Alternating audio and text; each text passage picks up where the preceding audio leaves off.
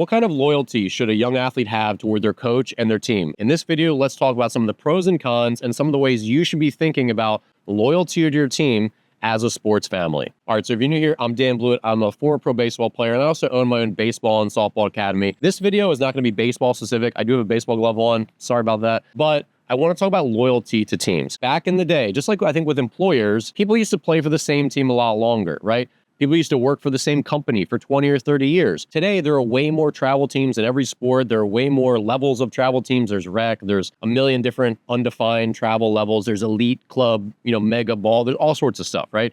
And there's sometimes a lot of team hopping where you play for this team this year, then this team next year, then you're trying to go up, then you're trying to go back. So what should you be thinking about as a sports parent? How loyal should you be? What should you be considering to make the best decision for your young athlete? Number one, let's start with what I would tell my players at the beginning of each season and again at the end of the season. I would tell them, I'm here to give you a great sports experience. I want you to have I want this to be the best baseball experience, the best baseball season you've ever had. I said, but at the end of the year, I'm going to have to make decisions for this team.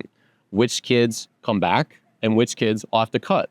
I said, so if on every single year, I might have to cut you or someone else, you have the same rights to cut me. I said, if I don't do my job, if you feel like this team isn't right for you, even though we're friends and I care about you and maybe I was a mentor, hopefully I was a great coach, even though you might feel a lot of loyalty to me, that I've done a good job, you might still need to say, hey, Dan, I'm leaving. And I said, I want you to know that that's okay. When I was in pro baseball, it was not just 1 year to the next, it was like 1 week to the next. You had to play well or you were gone. And now youth sports are not that same environment. But I do think we need to reevaluate, because what I've seen and I really dislike is some coaches will bully kids into staying in their program. They'll be like, how are you not loyal to us? Like, we worked so hard for you and now you're going to leave for this other team just as we were getting good. That stuff is BS. Kids and sports families should do what's right for them so that they feel like they're getting the best developmental, experience that they can. Sometimes a team is definitely holding them back. Maybe it's a star player and we really need that kid to come back, but they're just too good and they really do need to probably step up to a higher level of play, whatever it is. For me as a coach, I always just made sure that I was going to wish those players well if they were making the best decision for them. And of course they always are. So look, there were definitely times when I wasn't happy that a player left our program. Like, yeah, we really needed them. Like,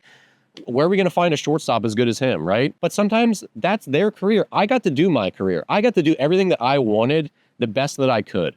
And I sometimes, had to make those decisions. I get to choose where I went to college. I get to choose lots of different things. And as a coach, I get to choose who's on my team. And to say that my players don't get the same choice, that's ridiculous. As a parent, it's a massive red flag if your coach is bullying you in any way, trying to make you feel guilty, to lay any of that on you for leaving your team. They should be ready to wish you well, just like in the employment sector. If your boss is guilting you for going to take a new higher paying job, a better opportunity, if they're saying anything other than, thank you for the 3 years you gave us, I hope you crush it at the new job. If they're doing anything other than that, then screw them. And the same thing goes for your kids' coaches. So make sure that you feel that two-way relationship.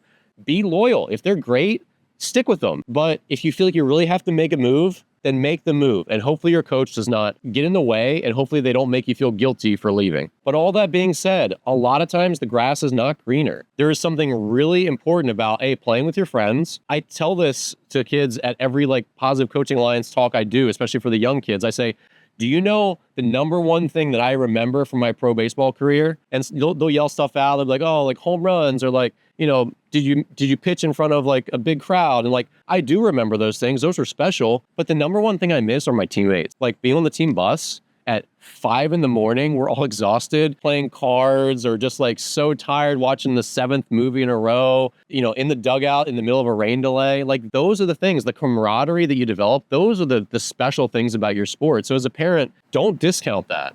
Your kid might not play varsity sports. They might not play college sports. They're probably not going to play pro sports. It's a minuscule amount of people that will. And so you have to ask yourself, if these next 2 years or this year is the only thing that my kid gets, is the last year of their career, do I want it to be with a brand new group of kids that maybe they don't really like that much, or they don't get to know that well, or do I want to be with their boys or with their favorite group of girls? Don't mistake the fact that, yes, maybe your coach has some traits that are a little undesirable, you maybe get a little bit more development at this club or this club, but make sure you consider the entire pie, the camaraderie of the players, what you get from the coaches, the level of play.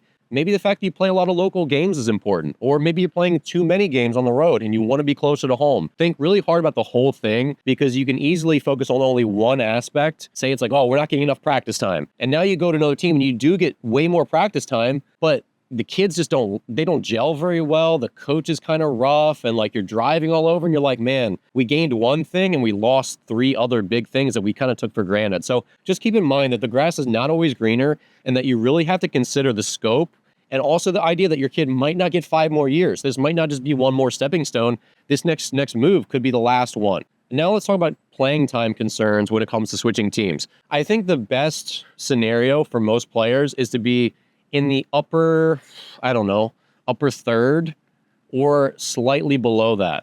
You want to be really challenged. You want to have players who are better than you. You want to learn from those players. You want to be pushed by those players. You want to have, varying work ethics, and you want to be pushed by the opposing team as well.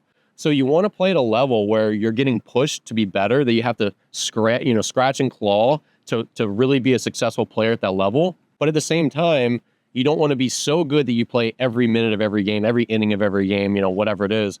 And you also don't want to be only playing, one of every 3 games. You don't want to be on the bench most of the time either. So you have to find that balance, and it's going to feel differently for everyone. Some kids might be happy as long as they're with their buddies to not play quite as much, rather than be, playing all the time, but they're with a group of kids they don't really like that much, or they don't know that well yet. There's lots of different considerations, and yes, you do need to be on the field to get better.